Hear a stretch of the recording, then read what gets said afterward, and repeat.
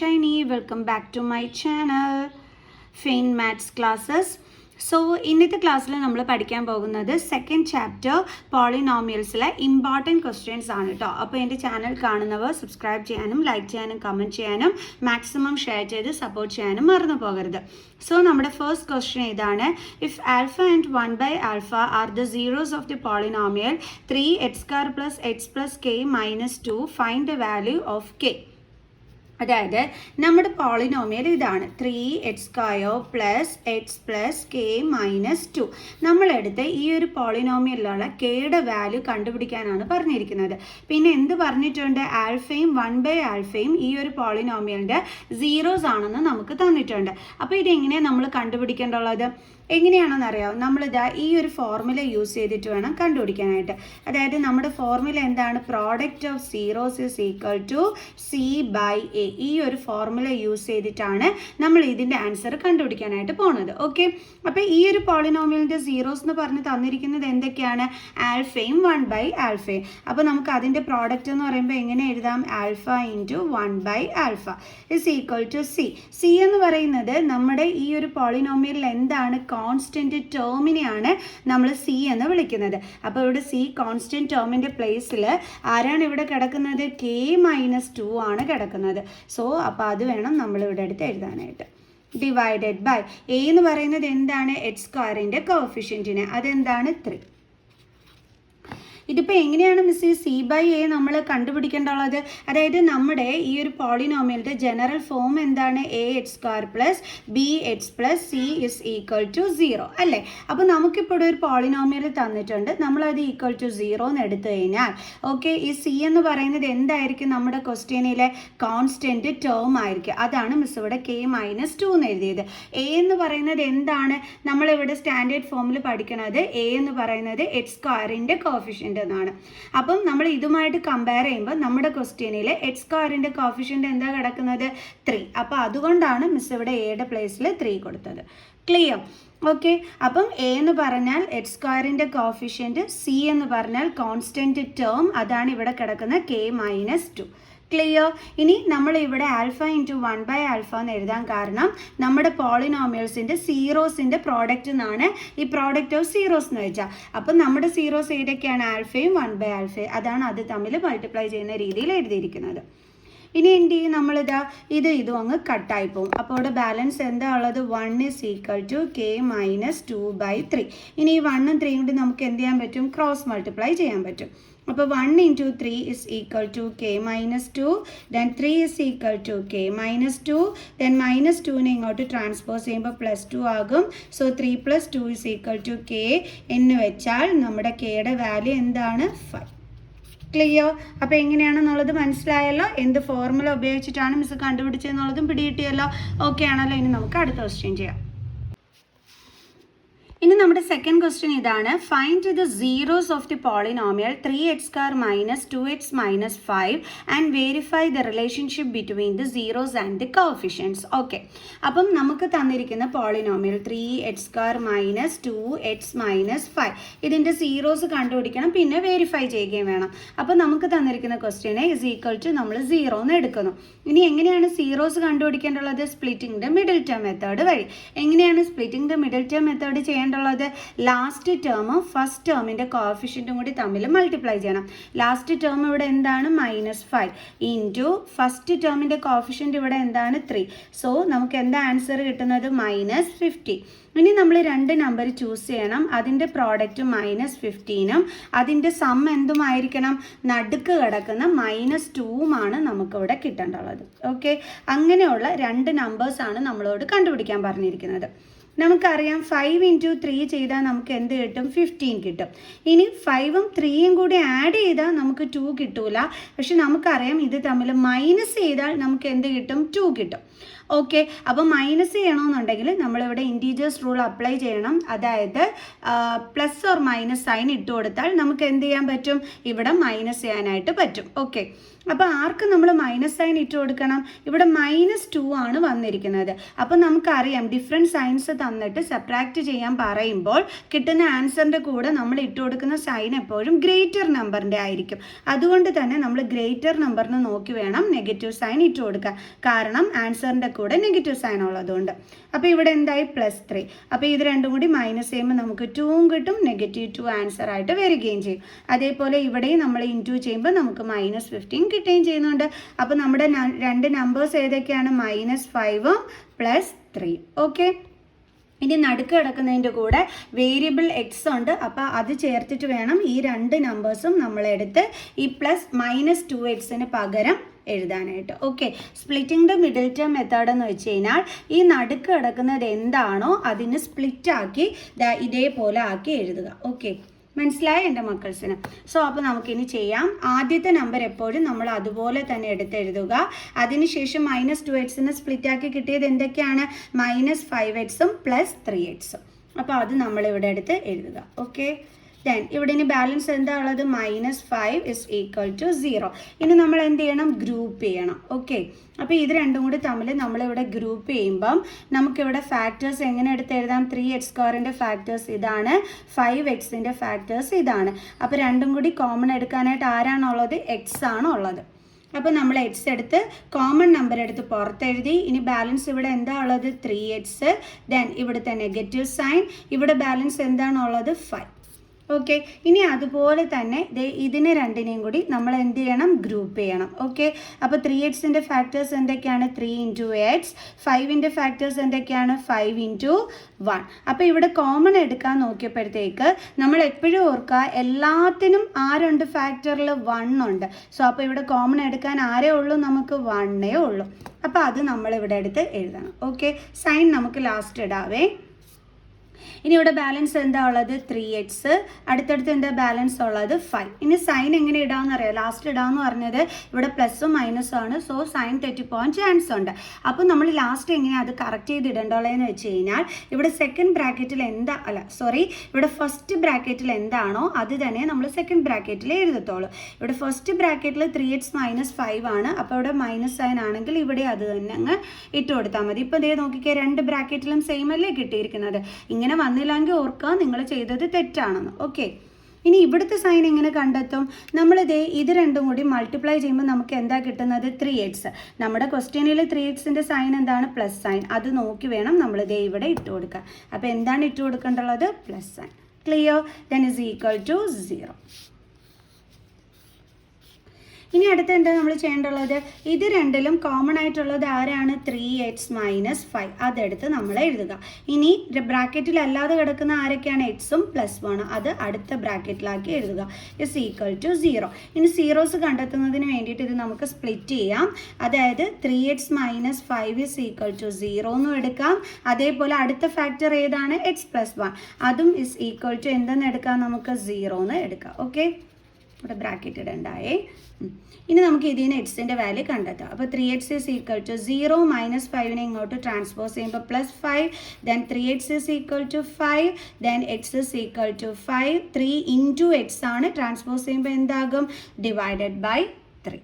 അതേപോലെ ഇവിടെയും x = 0 +1 transpose ചെയ്യുമ്പോൾ -1. ദെൻ എക്സിൻ്റെ വാല്യൂ എന്താണ്? -1. ഓക്കെ, അപ്പോൾ നമുക്ക് 2 zeros കിട്ടി. സോ അപ്പോൾ നമുക്ക് എഴുതാം 5/3 and -1 are the zeros of the polynomial. ഇനി നമ്മളോട് ഒരു കാര്യം കൂടി അവർ പറഞ്ഞിട്ടുണ്ട്, ഇത് വെരിഫൈ ചെയ്യാനും പറഞ്ഞിട്ടുണ്ട്.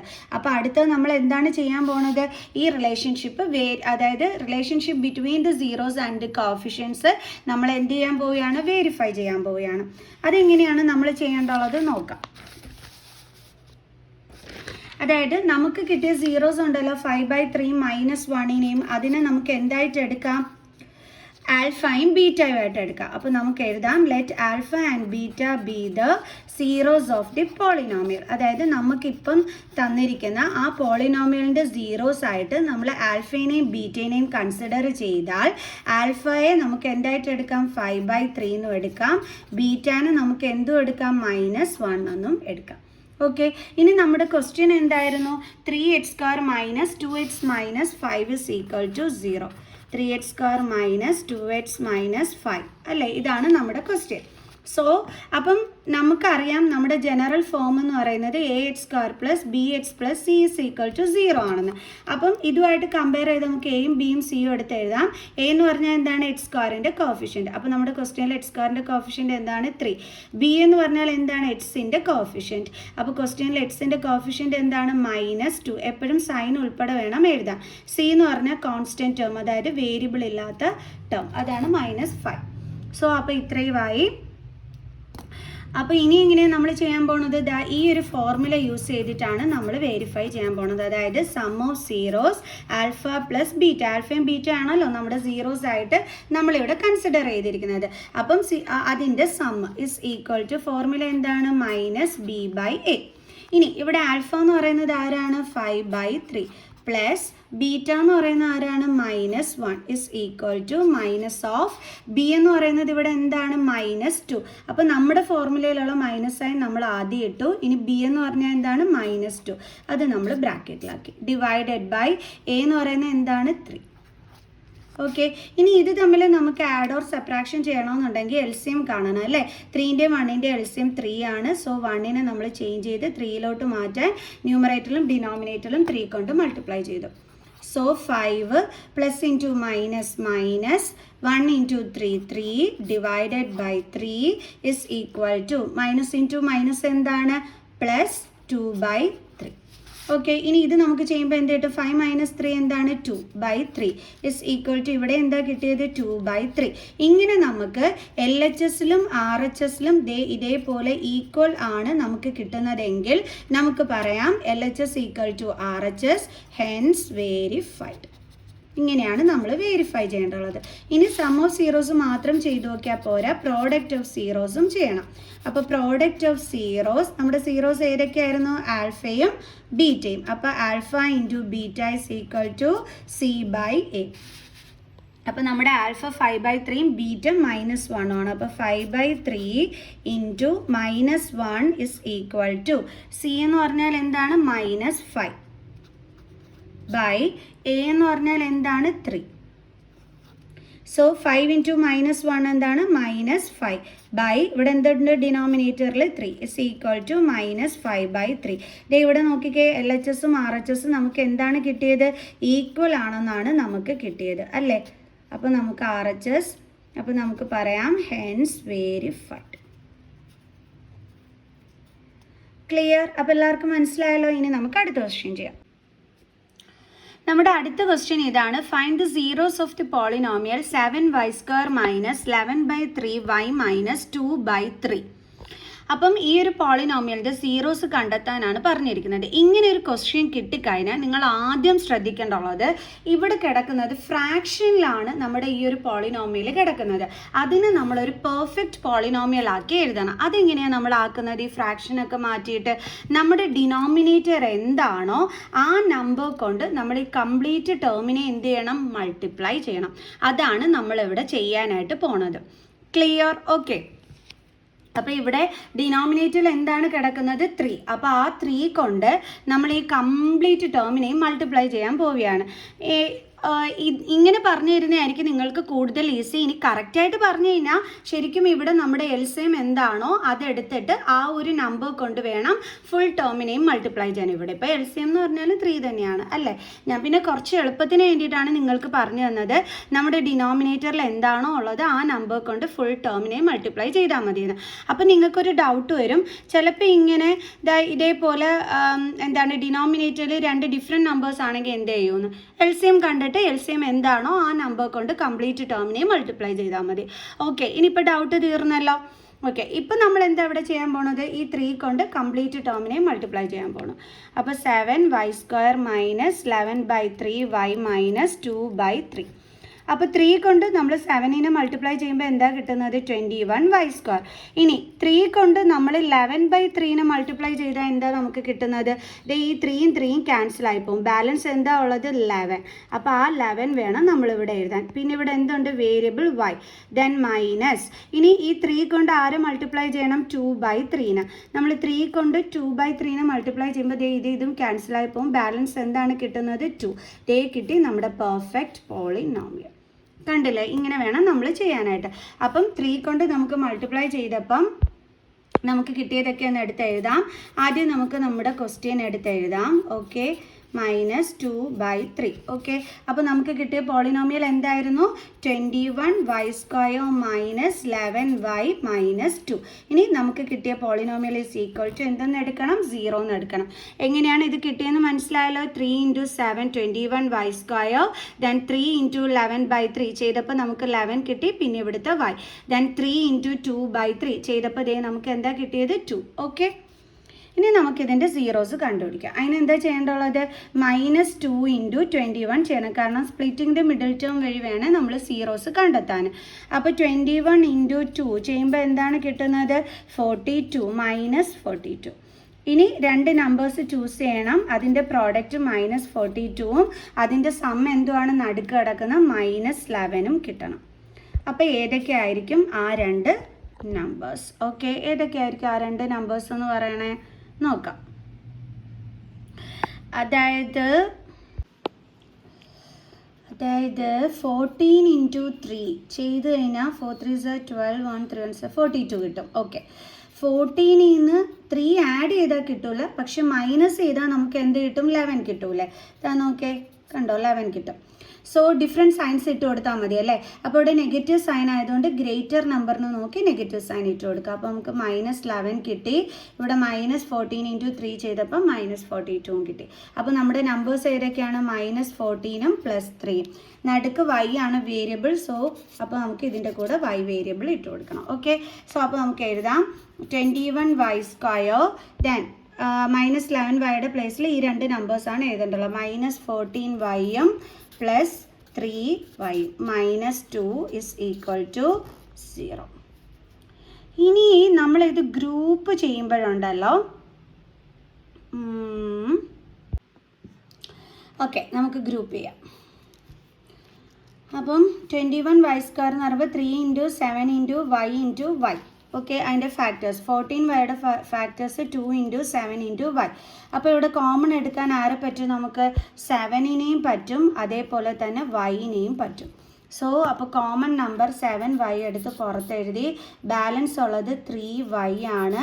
പിന്നെ ഇവിടെ നെഗറ്റീവ് സൈൻ ഉണ്ട്, ഇവിടെ 2 ഉണ്ട്. ഓക്കെ, ദെൻ ഇവിടെ ഇനി അതേപോലെ തന്നെ ഇത് രണ്ടും കൂടി ഗ്രൂപ്പ് ചെയ്തിട്ട് ഫാക്ടേഴ്സ് എഴുതാം. ഇവിടെ ഫാക്ടർ 3 × y × 1, ഇവിടെ ഫാക്ടർ 2 × 1. സോ കോമൺ ആരെ എടുക്കാം? നമുക്ക് 1നെ എടുക്കാം. ബാലൻസ് എന്തൊക്കെയാണ് ഉള്ളത്? 3y, then 2. സൈൻ നമുക്ക് ലാസ്റ്റ് ഇടാം, പ്ലസും മൈനസും വന്നതുകൊണ്ട്. എങ്ങനെ സൈൻ ഇടേണ്ടുള്ളത്? കറക്റ്റ് ചെയ്ത് ഇവിടുത്തെ ബ്രാക്കറ്റിൽ നോക്കി ഇവിടെ സൈൻ ഇടുക. 1ഉം 3yയും കൂടി മൾട്ടിപ്ലൈ ചെയ്ത് നോക്കുക. അപ്പോൾ എന്ത് കിട്ടും? 3y. നമ്മുടെ ക്വസ്റ്റ്യനിൽ 3yയുടെ സൈൻ എന്താണ്? പ്ലസ്. അതെടുത്ത് ഇവിടെ ഇട്ട് കൊടുക്കുക. Okay, is equal to 0. ഇനി കോമൺ ആയിട്ടുള്ളത് 3y - 2 ആണ്. കോമൺ അല്ലാത്തത് 7y + 1 ആണ്. Is equal to 0. ഇനി നമ്മളിത് സ്പ്ലിറ്റ് ചെയ്ത് എഴുതുക. 2 ഫാക്ടർ ഉണ്ട്, അപ്പോൾ ഓരോന്നും ഇസ് ഈക്വൽ ടു 0 എന്നും പറഞ്ഞിട്ട് എടുക്കുക. Okay, then 3y is equal to 0, -2നെ ഇപ്പുറം കൊണ്ടുവരുമ്പോൾ +2. So 3y is equal to 2, then y is equal to 2/3. അതേപോലെ അടുത്തത് 7y is equal to 0 - 1, then 7y is equal to -1, then y is equal to -1/7. Okay, അപ്പോൾ നമ്മുടെ zeros ആരൊക്കെയാണ്? 2/3 and -1/7 R the zeros of the polynomial.